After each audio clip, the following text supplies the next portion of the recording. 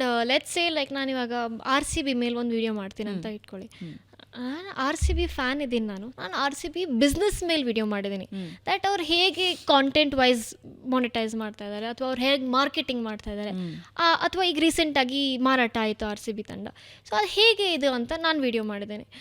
ನೀವು ಬೇರೆ franchise fan ಇರಬಹುದು, ಅದರ ಅರ್ಥ I am not giving you the liberty to curse me. Literally DM ಸೆಕ್ಷನಲ್ಲಿ ಬರ್ತಾರೆ ಅಥವಾ ಕಮೆಂಟಲ್ಲಿ ಈ RCB ನೀನು RCB ಫ್ಯಾನಾ, ನೀನು ಇದು dash dash dash. RCB fan ಆಗಿರೋದು ತಪ್ಪು. ಓಕೆ, ಕಾಂಟೆಂಟ್ ನೋಡಿ. ನಾನು okay RCB first of all ನೀವು ಹೇಳೋದು ಅಧಿಕಾರ ಯಾರು ನಿಮಗೆ ಕೊಟ್ಟಿಲ್ಲ ಇಲ್ಲಿ. Upon that you are adding a tag RCB fan. Upon that you are adding finance video ಮಾಡ್ತಾ ಇದ್ದಾರೆ, ಬಿಸ್ನೆಸ್ ವಿಡಿಯೋ, ಆ್ಯಂಡ್ ನೀವು ಹುಡುಗಿ ಅಂತ ಇಲ್ಲ ಅದೇ ಸ್ಟೇಟ್ಮೆಂಟಲ್ಲೇ ಇರುತ್ತೆ. ಆಮೇಲೆ ಡ್ಯಾಶ್ ಡ್ಯಾಶ್ ಡ್ಯಾಶ್ ಇರುತ್ತೆ. ನಾಟ್ ಫೇಸ್ ಇಟ್, ಯಾಕೆಂದರೆ ತುಂಬ young age, still you are young, 21. ಆಮೇಲೆ ವಿಡಿಯೋ ಶುರು ಮಾಡಿದಾಗಿಂದ ಇದೊಂದು ಇದ್ದೇ ಇರುತ್ತೆ.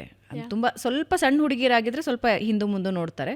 ಒಂಚೂರು ಓಕೆ ಯಂಗ್ ಇದ್ದಾರೆ ಹುಡುಗಿರು ಅಂತ ಹೇಳಿದ್ರೆ they will start using it, abusing it. ಹೆಂಗೆ ತಗೋತೀರಿ ಅಂದರೆ, ಒಂದು ಯಂಗ್ ಏಜ್, ಇನ್ನೊಂದು ಹೆಣ್ಮಕ್ಳು, ಕರೆಕ್ಟ್, ಎರಡೂ ಅವರಿಗೆ ಟಾರ್ಗೆಟ್ ಇರುತ್ತೆ. ಹೆಂಗೆ ತಗೋತೀರಿ? ಕಾಂಟೆಂಟ್ ಕ್ರಿಯೇಟ್ ಮಾಡಿ ತುಂಬ ಅದ್ಭುತವಾದ ರೆಸ್ಪಾನ್ಸು ಬಂದಿರುತ್ತೆ, ಅದರಲ್ಲಿ ಒಂದು 2-3 ಕಮೆಂಟ್ಸ್ ಹಿಂಗೆ ಬಂದುಬಿಟ್ಟಾಗ ಡೆಫಿನೆಟ್ಲಿ ಆ್ಯಸ್ ಅ ಹ್ಯೂಮನ್ ನಿಮಗೆ ಹರ್ಟ್ ಆಗುತ್ತೆ. But then I am like I will ignore it. ಯಾಕಂದರೆ ನಾನು ನಿಮಗೋಸ್ಕರ ಮಾಡಿಲ್ಲ ವಿಡಿಯೋ ಇಲ್ಲಿ. ಸೊ ನಾನು ನಿಮ್ಗೆ ಇಲ್ಲಿ ರೈಟ್ಸ್ ಕೊಟ್ಟೇ ಇಲ್ಲ ದಟ್ ನನಗೆ ಬೈರಿ ಅಂತ. ನನ್ನ ವಿಡಿಯೋ, ನನ್ನ ಪೇಜ್, ನಾನು ಏನು ಬೇಕು ನಾನು ಹಾಕ್ತೀನಿ. I have fact check the video. ಹಾಕೋಕ್ಕಿಂತ ಮೊದಲು ನಾನು 100 ಆರ್ಟಿಕಲ್ಸ್ ಓದಿರ್ತೀನಿ, ನ್ಯೂಸ್ ರಿಸೋರ್ಸಸ್ ಓದಿರ್ತೀನಿ, ಅಫಿಷಿಯಲ್ ವೆಬ್ಸೈಟ್ಸಿಂದ ಇನ್ಫಾರ್ಮೇಷನ್ ತೆಗೆದು ಹಾಕಿರ್ತೀನಿ. So I know that my research is strong here. So ಅದರ ಅರ್ಥ ನಿಮ್ಮ ಬಾಯಿಗೆ ಬಂದಿದ್ದ ಬಾಯಿಗೆ ನಾನಿಲ್ಲಿ I am not your puppet here. ನೀವು ಬೇರೆ ಕಡೆ ಇರೋ ಹಾಫ್ ದ ಟೈಮ್ ಅದೇ ಆಗೋದು, ಎಲ್ಲೋ ಬೇರೆ ಕಡೆ ಆಗಿರೋ ಫ್ರಸ್ಟ್ರೇಷನ್ನ ತೆಗೆದು ಯಾರ್ದೋ ಮೇಲೆ ಒಂದು ಹಾಕಬೇಕು ವಿಡಿಯೋಲ್ಲಿ ಅಂತ. But I just ignore it. ತುಂಬ I most of the time don't even interact with such comments. Reply ಮಾಡೋಕ್ಕೂ ಹೋಗಲ್ಲ. ಆಮೇಲೆ ನಾನು ಯಾಕೆ ನಿಮಗೆ ಅವಕಾಶ ಕೊಡಬೇಕು? I don't even want to give you that opportunity. That's the best thing we can do. Content creation ಅಂದ ತಕ್ಷಣ ಸುಮ್ಮನೆ ಹಿಂಗೇನೋ ನೋಡಿದೆ, ಹಿಂಗೇನೋ ಮಾಡಿದೆ, ಅದು ನಿಮ್ಮ ವಿಷಯ ಅಲ್ಲ. ನೀವೇ ಹೇಳಿದ ಹಾಗೆ ಒಂದಷ್ಟು ವೆಬ್ಸೈಟ್ಗಳನ್ನ ನೋಡಬೇಕಾಗತ್ತೆ, ಒಂದಷ್ಟು ಜನರಿಂದ ಇನ್ಫಾರ್ಮೇಷನ್, ಅಥೆಂಟಿಕ್ ಇನ್ಫಾರ್ಮೇಷನ್ ತೊಗೋಬೇಕಾಗತ್ತೆ.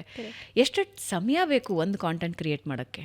ರಿಸರ್ಚ್ಗೆ ತುಂಬ ಸಮಯ ಹೋಗುತ್ತೆ, ಎಸ್ಪೆಷಲಿ ಇನ್ಫಾರ್ಮೇಟಿವ್ ಕಾಂಟೆಂಟ್ ಅಂದಮೇಲೆ. Research is the basic pillar ನಮಗೆ. ಅದು ಒಂದು ಸ್ವಲ್ಪ ಅದರಲ್ಲಿ ಪಿಲ್ಲರಲ್ಲಿ ಕ್ರ್ಯಾಕ್ ಬಂದರೂ ಸಾಕು, ಕಾಮೆಂಟ್ ಸೆಕ್ಷನಲ್ಲಿ ಇದನ್ನು ಮಾಡಿಬಿಡ್ತಾರೆ. ಆ್ಯಂಡ್ ಮೋರ್ ಅದು ನನಗೆ ಅದು ಹಿಡ್ಸಲ್ಲ. That my research has to be strong. Because ಇವಾಗ 90,000 ಜನರಿಗೆ ನಾನೇನೋ ಒಂದು ಇನ್ಫಾರ್ಮೇಷನ್ ತಲುಪಿಸ್ತಾ ಇದ್ದೇನೆ ಅಂದರೆ my research is the key thing.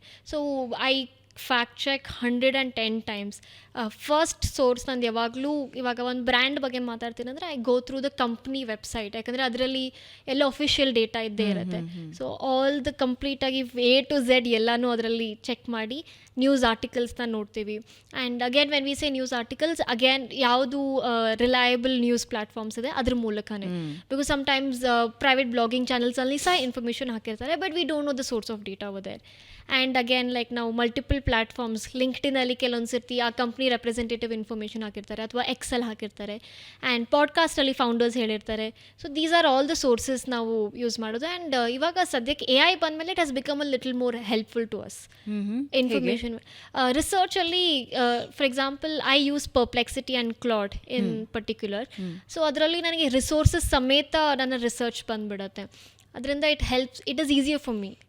So that way AI ಸ್ವಲ್ಪ ಬೆನಿಫಿಷಿಯಲ್ ಆಗಿದೆ ಆ ವಿಷಯದಲ್ಲಿ. ಓಕೆ, ಸೊ AI ಇಂದ ಈಸಿ ಆಗಿದೆ ಸ್ವಲ್ಪ, ಕಂಪ್ಯಾರಿಟಿವ್ಲಿ ಈಸಿ ಆಗಿದೆ. ನೀವು ಒಬ್ಬರೇ ಇದ್ದೀರಾ ಅಥವಾ you have a team? No, I have a team. Okay, ಅಂದರೆ ನನ್ನ ಟೀಮಲ್ಲಿ ಶೂಟಿಗೆ, ಎಡಿಟಿಗೆ, ರಿಸರ್ಚ್ಗೆ, and I am also a freelancer. So and ನಮ್ಮದೇ ಕಂಪ್ನಿ ಇವಾಗ ಸ್ಟಾರ್ಟ್ ಮಾಡ್ತಿರೋದ್ರಿಂದ I have built a team of 10 members. 10 members in 21st year of our age. 21ನೇ ವರ್ಷದಲ್ಲಿ 10 ಜನರ ಒಂದು ಸಂಸ್ಥೆ ಕಟ್ತಾ ಇದ್ದೀರಾ. How challenging it is. I feel jealous. Just kidding. But ಖುಷಿ ಆಗತ್ತೆ, ಯಾಕೆಂದರೆ ನಾವು ಕಾಲೇಜಿಂದ ಪಾಸ್ ಔಟ್ ಆಗೋ ಟೈಮಿಗೆ ಆರ್ ಓನ್ಲಿ ಇಂಟೆನ್ಷನ್ ಆರ್ ಏನು ಗುರಿ ಏನಂದರೆ ಒಂದು ಒಳ್ಳೆ ಸಂಸ್ಥೆಯಲ್ಲಿ ಕೆಲಸ ಮಾಡಬೇಕು, ತಿಂಗಳಿಗೊಂದಿಷ್ಟು ಸಂಪಾದನೆ ಬರಬೇಕು ಅಂತ. ಅಟ್ ದ ಸೇಮ್ ಟೈಮ್ ನಮ್ಮ ಏಜಿನವರು ಅಥವಾ ಅವರ ಹಿಂದಿನ ಏಜಿನವರು ಅವರ ಕನಸನ್ನು ಯಾರು ನೋಡ್ಕೊಂಡು ಓಡಿದಾರೋ ಅವರೆಲ್ಲರೂ ಅವರವ್ರ ಕನಸು ಸಾಕಾರ ಮಾಡ್ಕೊಂಡಿದ್ದಾರೆ. ಬಟ್ ಇನ್ ಜನರಲ್ ನಾನು ಹೇಳ್ತಾ ಇದ್ದೀನಿ ಪರ್ಸೆಂಟೇಜ್ ಆಫ್ ಇಟ್ ಒಂದು ಒಳ್ಳೆ ಕೆಲಸ ಮಾಡಬೇಕು ಅಂತ. ಬಟ್ ಈಗಿನ ಜನರೇಷನಿಗೆ ನಾನು ಒಂದು ಸಂಸ್ಥೆಗೆ ಹೋಗಿ ಕೆಲಸ ಮಾಡಬೇಕು ಅನ್ನೋದೇ ಇಲ್ಲ. I want to start my own ಅನ್ನೋ ಮೈಂಡ್ ಸೆಟ್.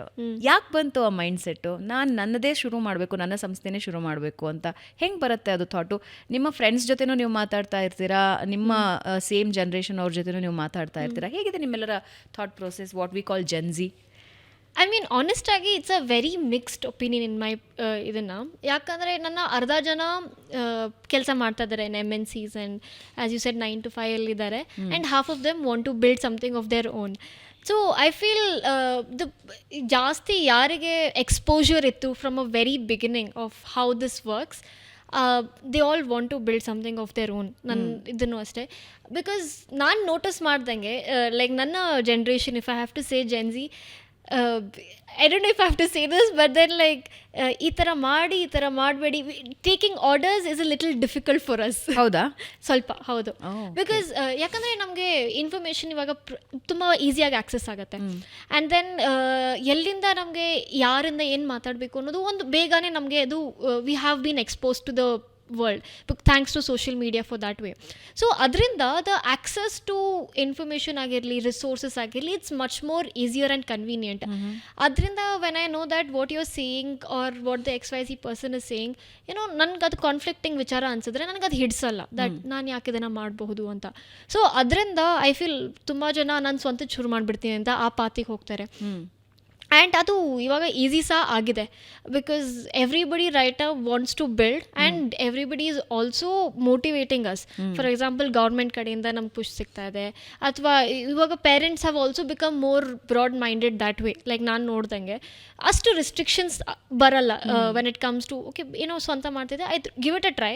ನಮ್ಮ ಮನೇಲಂತೂ ಹಾಗಿದೆ, ಗಿವ್ ಇಟ್ ಅ ಟ್ರೈ. ಅಗಲಿಲ್ಲ that is always a plan B, but you focus on what you want to do. So ಅದು ಬೇಗ ಕ್ಲಾರಿಟಿ ಬರೋದ್ರಿಂದ I feel Gen Zs want to build something of their own ಅಂತ ಅನ್ಸುತ್ತೆ. ಈಗ government ಅಂತೂ ನಿಮಗೆ I mean ಯಾರು ಕಾಂಟೆಂಟ್ ಕ್ರಿಯೇಟರ್ಸ್ನು ಪ್ರೊಫೆಷನಲ್ಸ್ ಅಂತ ಕರೆಕ್ಟ್ ಕ್ರಿಯೇಟಿವ್ ಬಿಲ್ ಆಯ್ತು. ಹೆಂಗೆ ಅನ್ನಿಸ್ತಾ ಬಿಲ್ ನೋಡಿದಾಗ? ತುಂಬ ಖುಷಿ ಆಯಿತು. ಯಾಕಂದರೆ ಇಷ್ಟು ದಿನ ಹೆಂಗಾಗ್ತಿತ್ತು, ರಿಲೇಟಿವ್ಸ್ ಎಲ್ಲ ಗ್ರ್ಯಾಜುಯೇಷನ್ ಮುಗೀತು ಮುಂದೆ ಏನು ಅಂತ ಕೇಳ್ತಾರೆ. ಕಾಂಟೆಂಟ್ ಕ್ರಿಯೇಟರ್ ಆಗಿದ್ದೀನಿ, I am able to survive on my own with this, I'll continue ಅಂತ ಹೇಳಿದಾಗ ಅದಾಯಿತು ಜೀವನಕ್ಕೆ ಏನು ಮಾಡ್ತೀರಾ ಅಂತ ಕೇಳ್ತಾರೆ. ಹೌದಾ? ನಿಮ್ಮ ಜನ್ರೇಷನಲ್ಲಿ ಅದೇ ಪ್ರಶ್ನೆ ಸೇಮ್ ಪ್ರಶ್ನೆ. ಅದರಿಂದ ಇಲ್ಲ ಕಾಂಟೆಂಟ್ ಕ್ರಿಯೇಟರ್ ಪ್ರೊಫೆಷ್ನಲ್ ಟ್ಯಾಗ್ ನಿನ್ನೆ ಆಯಿತು. ನಮ್ಮ ಅಕ್ಕ ಮನೆಗೆ ಬಂದಿದ್ರು, ನೀನು ಏನು ಅಂತ ಹೇಳಬೇಕು, ಇಂಟ್ರಡ್ಯೂಸ್ ಮಾಡಬೇಕು ರಿಲೇಟಿವ್ಸಲ್ಲಿ, ಏನು ಪ್ರೊಫೆಷ್ನಲ್ ಕಾಂಟೆಂಟ್ ಕ್ರಿಯೇಟರ್ ಪ್ರೊಫೆಷನ್ ಏನು? ಸೊ ಐ ಥಿಂಕ್ ಕಾಂಟೆಂಟ್ ಸುಮಾರು ಜನ ಕ್ರಿಯೇಟರ್ಸ್ ಬಂದಿದ್ದರಿಂದ may be they are not taking this as a serious profession. But yeah, it was a little tacky to tackle till now. ಆದರೆ ಇವಾಗ content creation ಅಂದಾಗ okay ಒಪ್ಕೊಳ್ತಾ ಇದ್ದಾರೆ profession ಆಗಿ ಮಾಡಬಹುದು ಅಂತ. ಓಕೆ.